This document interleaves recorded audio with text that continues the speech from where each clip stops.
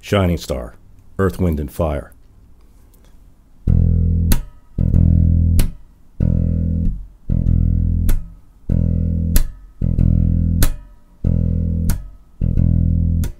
It's like a heartbeat. You could have put anything on top of that and it would have sounded good. Luckily, what they did put on top of it sounded just as good. So this is a classic groove. Verdine White on bass.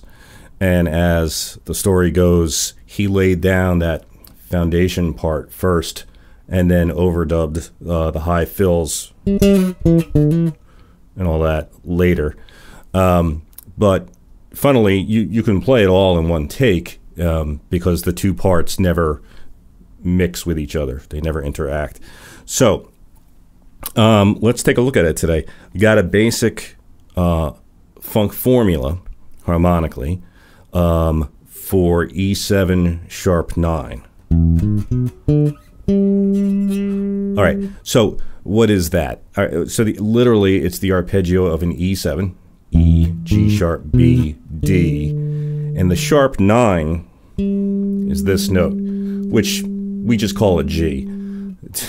Technically, the 9 is an F. In the key of E, it's an F sharp. Sharp 9 of F sharp would be F double sharp. It's a G note. Okay. So, yeah, you know, if you read a theory book or like a jazz theory book, a lot of times they'll tell you that the scale to play over this kind of chord is the diminished scale, which you'll have the flat 9, sharp 9, and third going like this.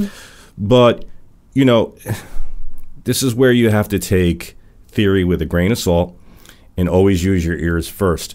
Because the famous lick of, he's playing the natural 9 there, F sharp. If he had played this, that's not cool. I mean, it's just, it doesn't sound like it would fit in the song, so.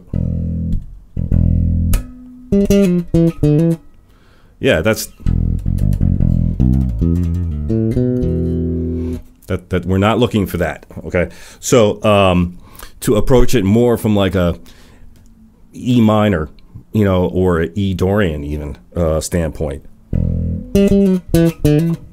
Right, because one thing, here's a quick thing, side note, for playing funk grooves in E on the bass.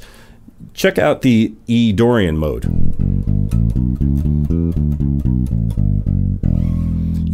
All that stuff, when you have the C sharp and the F sharp in there.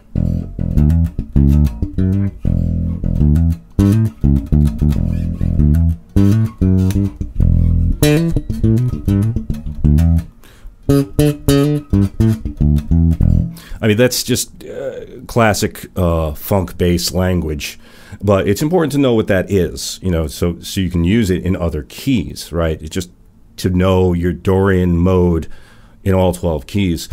Yeah, you can always pull out a funky bass line, having that in your back pocket.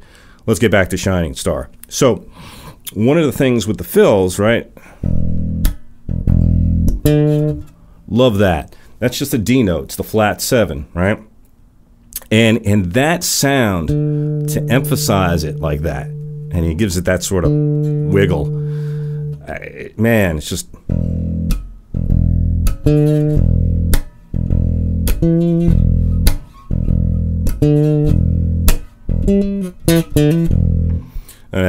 That's great stuff. All right, so well worth checking out those licks and copying them.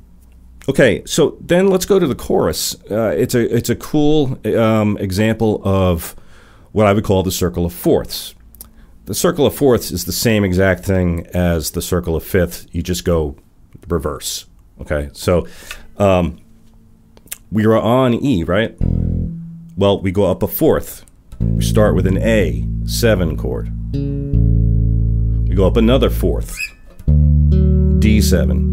Up another fourth, G7. Up another fourth, C7. And the whole time, Verdine White is playing these double stops on the bass, playing the root and what's called the 10th. So 1, 2, 3, 4, 5, 6, 7, 8, 9, 10 notes away. Right? So it's just the third of the chord an octave higher.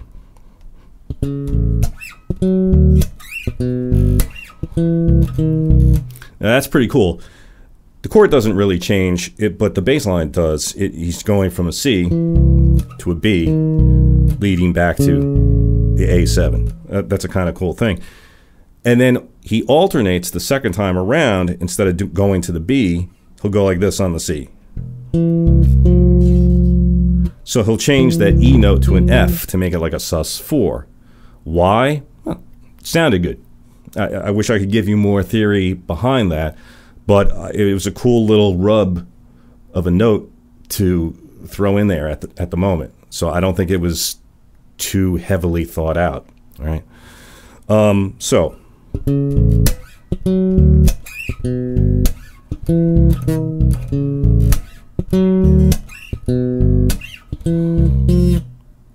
Great stuff.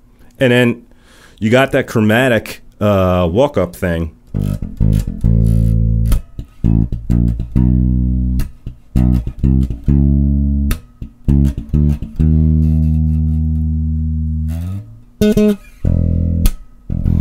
And that, when he gets back to the groove right after that build-up, man, what a great moment. That just takes it right home. It's awesome. So it's a pretty simple tune.